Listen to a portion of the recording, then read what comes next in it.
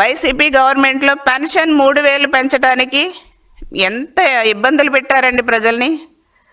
250 పెంచడానికి ప్రజలకు నరకం చూపించారు వైసీపీ గవర్నమెంట్లో.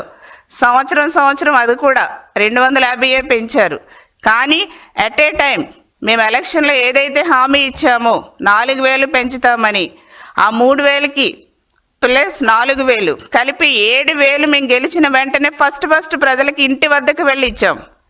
తర్వాత నుంచి కంటిన్యూగా మంత్లీ 1వ తారీఖు ఇంటికి వెళ్ళి వాళ్ళు లేపి మరీ ఇస్తున్నాం 4,000 రూపాయలు చెప్పిన పెన్షను.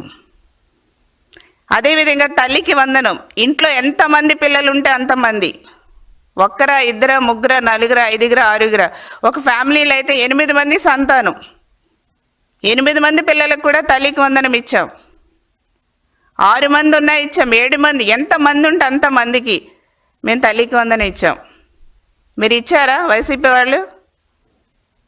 మీరు ఒక్కరికే ఇచ్చారు. మీరు అప్పుడు ఇద్దరికి ఇస్తామని చెప్పారు కానీ ఒక్కరికే ఇచ్చారు. కానీ ఈ రోజున మేము ఇచ్చిన హామీ, ఎలక్షన్లో ఏదైతే హామీ ఇచ్చామో ఆ హామీకి కట్టుబడి ఇంట్లో ఎంతమంది ఉంటే అంతమంది పిల్లలకి కూడా తల్లికి వందనం ఇచ్చాం. మేము సూపర్ 6 హామీలన్నీ కూడా 1 by 1 అన్నీ కూడా అమలు చేసేసాం 1 ఇయర్లోనే. ఇంకా 4 సంవత్సరాలు ఉంది. మేము ఇచ్చిన హామీలే కాకుండా ఇవ్వని హామీలు చాలా చేస్తున్నాం. అమరావతి కంప్లీట్ చేస్తాం, పోలవరం కంప్లీట్ చేస్తాం, ఇంకా రోడ్లు వేస్తాం, ప్రతి గ్రామాన్ని కూడా P4 ద్వారా అభివృద్ధి చేస్తాం. మీరేం చేశారండి? పెన్షన్ పెంచడానికే 250 పెంచడానికే మీరు నానా తంటాలు పడ్డారు వైసీపీ వాళ్ళు. మీరా మా గురించి, మా కూటమి ప్రభుత్వం గురించి మాట్లాడేది? దెయ్యాలు వేదాలు వల్లిస్తున్నట్టుంది వైసీపీ వాళ్ళు మాట్లాడుతుంటే. ఈ రోజున మంత్రి నారా లోకేష్ గారు మరి ఈ రోజున ప్రతిపాదించిందే నా తెలుగు కుటుంబంలో భాగమైనటువంటి ఈ స్త్రీ శక్తి పథకం అండి. మరి ఇది చాలా చాలా చాలా చాలా చాలా మహిళలందరూ కూడా సంతోషంగా ఉన్నారు ఈ పథకం ద్వారా. మరి రాష్ట్ర వ్యాప్తంగా ఉన్నటువంటి మహిళలందరూ కూడా, యువత కానీ, పిల్లలు కానీ, ట్రాన్స్జెండర్స్ కానీ అందరూ కూడా ఉచితంగా బస్సుల్లో ప్రయాణం చేయొచ్చండి. రాష్ట్ర వ్యాప్తంగా ఏ మూల నుంచి అయినా సరే మన ఆంధ్రప్రదేశ్ రాష్ట్రంలో ప్రయాణం చేయవచ్చు అనేసి కూడా మేము క్లియర్గా తెలియజేస్తున్నాం. మీకు ఆధార్ కార్డు, అదేవిధంగా రేషన్ కార్డు, ఓటర్ కార్డు, ఇవి ఐడెంటిటీ కార్డు మీ దగ్గర ఉంటే డెఫినెట్గా ఫ్రీ ఫెయిర్ టికెట్ మీకు ఇవ్వటం జరుగుతుంది. చక్కగా హ్యాపీగా మీరు ఈ పథకాన్ని ఉపయోగించుకుని ప్రయాణాలు చేయండి.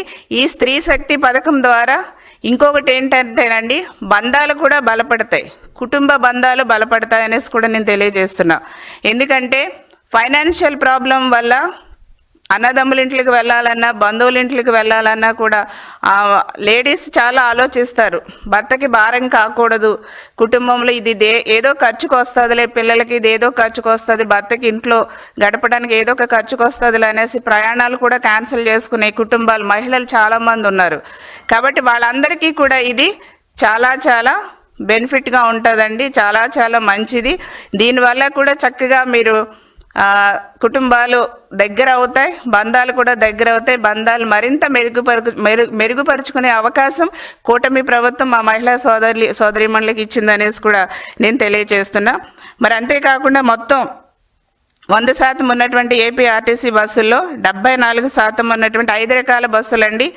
పల్లె వెలుగు కానీ, అల్ట్రా పల్లె వెలుగు కానీ, ఎక్స్ప్రెస్ కానీ, అదేవిధంగా మన మెట్రో ఎక్స్ప్రెస్ కానీ, సిటీ ఆర్డినరీ కానీ, ఈ బస్సులన్నిటిలో కూడా చక్కగా ఉచిత ప్రయాణం మహిళలందరూ కూడా చేయొచ్చు రాష్ట్ర వ్యాప్తంగా అనేసి కూడా మరొకసారి తెలియజేస్తున్నాం. బస్సులో ఎక్కినటువంటి మహిళలందరికీ కూడా 0 ఫేర్ టికెట్స్ ఇవ్వబడుతుంది. తర్వాత దాదాపుగా రాష్ట్రంలో 11,448 బస్సులు ఉండగా మరి దీనికోసం 8,458 బస్సుల్ని మా మహిళా సోదరీమణులకి ప్రభుత్వం కేటాయించిందండి. ఇది చక్కగా ఈ బస్సుల్లో ప్రయాణాలు చేయాలని కూడా తెలియజేస్తున్నాం. దీనికోసం ప్రభుత్వంపై ఒక్క నెలకి 162 కోట్ల చొప్పున సంవత్సరానికి 1,942 కోట్ల రూపాయల భారం పడుతుంది. ఇదంతా కూడా ఏపీఎస్ఆర్టీసీ ప్రభుత్వం చెల్లిస్తుంది. ప్రజల మీద ఒక్క రూపాయి భారం పడకుండా ప్రభుత్వమే భరిస్తుంది అనేసి కూడా మేము చాలా హ్యాపీగా తెలియజేస్తున్నాం. దాదాపుగా ఈ పథకం వల్ల సగటున రోజుకి 25 లక్షల మంది మహిళలు, బాలికలు ఉచితంగా ప్రయాణం చేస్తారని కూడా చేయబోతున్నారనేసి కూడా నేను ఈ సందర్భంగా ప్రజలందరికీ కూడా తెలియజేస్తున్నా. అంతేకాకుండా ఈ ఉచిత బస్సు ప్రయాణం ద్వారా దూర ప్రాంతాల్లో ఉద్యోగం చేసుకునే మహిళలకి చాలా ఉపయోగకరంగా ఉంటుందండి. అదేవిధంగా గ్రామీణ ప్రాంత మహిళలకు కానీ, పట్టణాల్లో చదువుతున్నటువంటి స్టూడెంట్స్కి కానీ, ఇతర ఉద్యోగాలు చేసుకునే మహిళలకు కానీ ఈ స్త్రీ శక్తి పథకం ఉచిత బస్సు ప్రయాణం చాలా చాలా ఉపయోగకరంగా ఉంటుంది.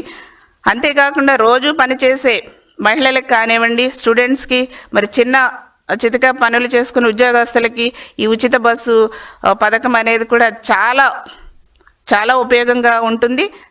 దీని ద్వారా ప్రయాణ ఖర్చుల భారం కూడా మా మహిళలకి తగ్గేలా ప్రభుత్వం చేసింది అనేసి కూడా నేను సందర్భంగా తెలియజేస్తున్నా.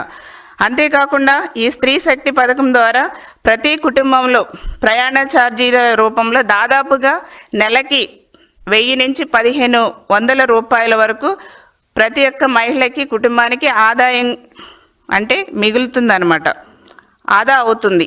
అంటే ఈ ఉచిత బస్సు ప్రయాణం వల్ల 1000 రూపాయల నుంచి 1500 వరకు కూడా ఈ ఆదా అవుతుంది, కుటుంబానికి, మహిళలకి ఆదా అవుతుంది అనేసి కూడా నేను తెలియజేస్తున్నా. అంతేకాకుండా ఈ పథకం పేద కుటుంబాల్లో ఆర్థిక పొదుపును తీసుకురావడమే కాకుండా శుభకార్యాలకు వెళ్ళే మహిళలు కానివ్వండి, తీర్థయాత్రలకు వెళ్ళే మహిళలకు కానివ్వండి, వృద్ధులకు కానివ్వండి ఎంతో ప్రయోజనకరంగా ఉంటుందనేసి కూడా నేను ఈ సందర్భంగా తెలియజేస్తున్నా. అదే ఈ కార్యక్రమం తెలంగాణ రాష్ట్రంలో మహాలక్ష్మి పథకం ద్వారా తీసుకురావటం జరిగింది. మరి అక్కడ కూడా సుమారు 200 కోట్ల మంది మహిళలు ఉచితంగా ప్రయాణం చేశారు. దాదాపుగా 6700 కోట్ల ఆదాయం చేశారు. అదేవిధంగా కర్ణాటకలో కూడా ఈ ప్రోగ్రాం చాలా బాగా సక్సెస్ అయింది. ఈ పథకం ద్వారా మహిళలకు ఆర్థికంగా భరోసా ఇవ్వటమే కాకుండా సామాజిక కార్యక్రమాల్లో వాళ్ళు చాలా చురుకుగా పాల్గొనే అవకాశం కూడా ఈ ఉచిత బస్సు ప్రయాణం ద్వారా కలుగుతుందనేసి కూడా నేను చాలా చాలా సంతోషంగా తెలియజేస్తున్నాం. ఈ స్త్రీ శక్తి పథకం అమలు తర్వాత మహిళలు ప్రయాణించే సంఖ్య 40% నుంచి అనూహ్యంగా మరి 67% పెరుగుతుందనేసి కూడా నేను ఈ సందర్భంగా తెలియజేస్తున్నానండి. ఈ వ్యత్యాసం వల్ల ఆర్టీసీపై ఏటా 288 కోట్ల రాబడి తగ్గుతుంది. అదనంగా ఈ నిర్వహణ ఖర్చులు 201 కోట్ల వరకు కూడా పెరిగే అవకాశం ఉంది. అయినా కూడా మా మహిళలకు ఇచ్చినటువంటి హామీ మేరకు చక్కగా మహిళలందరూ కూడా సంతోషంగా ఉండాలనే ఉద్దేశంతో ఇవన్నీ కూడా ప్రభుత్వమే భరించి మహిళలకి ఉచితంగా ఈ పథకాన్ని ఏర్పాటు చేసిన విషయాన్ని కూడా తెలియజేస్తున్నాం. అంతేకాకుండా మరీ ముఖ్యంగా ఈ మహిళలు ప్రయాణించే బస్సుల్లో ప్రత్యేకమైనటువంటి భద్రత ఏర్పాటు చేయటం కూడా జరిగిందండి. బస్సులో సీసీ కెమెరాలు కూడా ఏర్పాటు చేసి మహిళా కండక్టర్లు శరీరానికి ధరించి బాడీ వర్న్స్ ఏవైతే ఉంటాయో అక్కడ కూడా కెమెరాలు సమకూర్చాలని కూడా ప్రభుత్వం నిర్ణయించిన విషయాన్ని కూడా నేను ప్రజలందరికీ కూడా తెలియజేస్తున్నానండి. మరి ఈ రోజున మహిళలకి అన్నగా చంద్రన్న ఉన్నారు, లోకేష్ అన్న ఉన్నారు, ఈ రోజున పవన్ అన్న ఉన్నారు.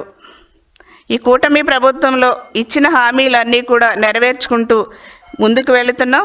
మరి గతంలో మీరు ఎలాగైతే ఆశీర్వదించారో రాబోయే రోజుల్లో కూడా మీ అందరి యొక్క ఆశీర్వాదాలు కూటమి ప్రభుత్వం మీద ఉండాలి అనేసి నేను మనస్ఫూర్తిగా